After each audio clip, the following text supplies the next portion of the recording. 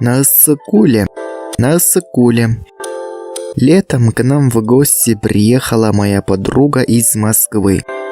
Мы с ней и с бабушкой поехали на Иссык-Куль. Иссык-Куль – это наше Кыргызское море. Бабушка рассказывала нам сказку о волшебном городе на дне озера Иссык-Куль. И вот мы приехали. Перед нами было озеро. По озеру плывет белый пароход, а кругом горы. Вода в озере и небо над озером синие. Недаром наше озеро называют Голубой Иссык-Куль.